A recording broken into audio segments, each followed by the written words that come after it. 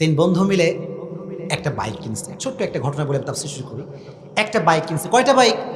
একজন হিন্দু বন্ধু, আর একজন খ্রিস্টান বন্ধু, আর একজন মুসলমান। 3 নম্বরে আছে কে?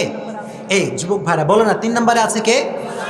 মুসলমান। দেখেন মুসলমানদের বুদ্ধি কত সুন্দর বুদ্ধি। আগেই পড়েন সুবহানাল্লাহ। বাইক কেনার পরে বাসায় বাইকটা নিয়ে আসছে। প্রথম দিন খ্রিস্টান বন্ধু বলছে বাইকটা আমারে দাও, আজকে আমি চালাবো। তো বাইক যখন নিয়ে গেছে, খ্রিস্টানদের দেখবেন একটা ক্রুশ চিহ্ন আছে, দেখছেন আপনারা সবাই ক্রুশ চিহ্ন গলায় ঝোলায়। তো প্রথম দিন বাইকটা নিয়ে গেছে চার্চে। এদের উপাসনার নাম কি? চার্চ। গির্জায় গিয়ে একটা ক্রুশ নিয়েছে।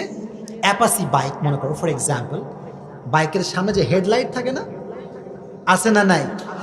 হেডলাইট একটা ক্রুশ ঝুলা গেছে। বলতেছে ভাই এই বাইকে তোরা আর হাত দিস না, এটা আস্তে খ্রিস্টান হয়ে গেছে, এটা আস্তে কি হয়ে গিয়েছে, তোরা ডোন্ট টাচ দিস বাইক, এটা তোরা আর হাত দিস না। তো হিন্দু বন্ধু কয় একদিন সুযোগ দে খালি আমারে। তো সেকেন্ড ডে যখন আসছে, দ্বিতীয় দিনে বলছে আজকে আমারে দে, টাকা দিছি, একটু হক আমার আছে না নাই, আমারে দে আজকে। তো সে নিয়ে গেছে মন্দিরে। সে নিয়ে গেছে কোথায়? মন্দিরে যাওয়ার পরে আপনার দেখবেন হিন্দুরা কপালে কি দেয়, এটা লাল সিঁদুর না? তো সে কি করছে জানেন, মন্দির থেকে সিঁদুর নিয়ে বাইকের যেই সামনে হেডলাইট ওখানে লাগাই দিচ্ছে সিঁদুর। এটা আজ থেকে হিন্দু, তোর আর হাত দিবি না, এটা আজ থেকে কি হিন্দু। তো দুজনের খেলা শেষ। এবার কার খেলা? এবার কিন্তু আওয়াজ নাই, জোরে বলেন কার খেলা? মুসলমান বলতেছে বাবা তোরা তো অনেক কাহিনী করলি, আমার একখান সুযোগ দে, আমার একটা কি দে, সুযোগ দে, আমি সুযোগটা কাজে লাগাতে পারি কিনা দেখি। দিবে না দিবে না দিবে না, জোর করে নিয়ে আসছে। এখন মুসলমান নিয়ে আসে পড়ছে বিপদে, যে এরা কেমনে মুসলমান বানাই, না আছে ক্রুশ, না আছে আমাদের কাছে কোনো প্রকারে লাল কিটা কি বলে এটা সিঁদুর, কেমনে মুসলমান বানাই, কোনো বুদ্ধি পায় না। সকাল থেকে সন্ধ্যা বসেই আছে, চিন্তাই করতেছে। যখন সন্ধ্যার সময় আসছে তখন মাথায় বুদ্ধি আসছে একটা।